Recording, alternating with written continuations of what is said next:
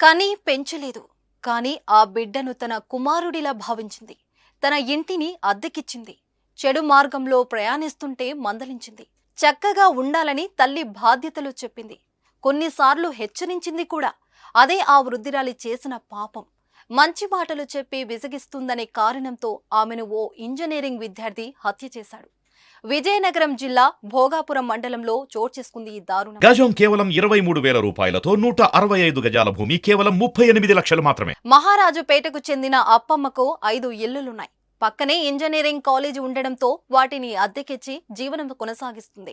విజయనగరం మండలం గుంకలం గ్రామానికి చెందిన ఇజ్జవరపు కూర్మారావు అనే బీటెక్ విద్యార్థి ఆమె ఇంటిలో అద్దెకుండేవాడు. అతడు కొన్ని నెలలుగా చెడు వ్యసనాలకు బానిసయ్యాడు. దీంతో అప్పమ్మ కాస్త చొరవ తీసుకుని కూర్మారావు మందలించేది.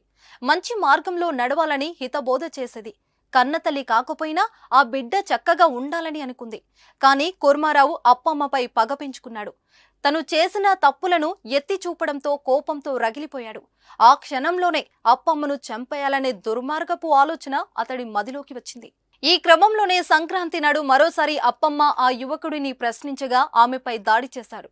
అనంతరం నోరు ముక్కు మూసేసి శ్వాస ఆడనివ్వకుండా చంపేశాడు. మృతదేహాన్ని మరుగుదొడ్డి గదిలో పడేసి కాలు జారి పడిపోయినట్లు నమ్మించే ప్రయత్నం చేశాడు.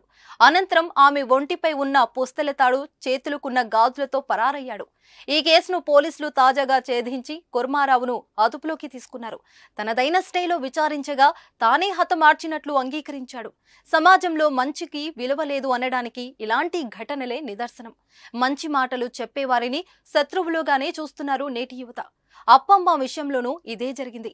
చెడు వ్యసనాలకు బానిసయ్యావు, వాటన్నిటినీ వదిలేసి బాగా చదువుకోవాలని సూచించడంతో ఆమె ప్రాణాలు కోల్పోయిన ఘటన విషాదాన్ని నింపింది.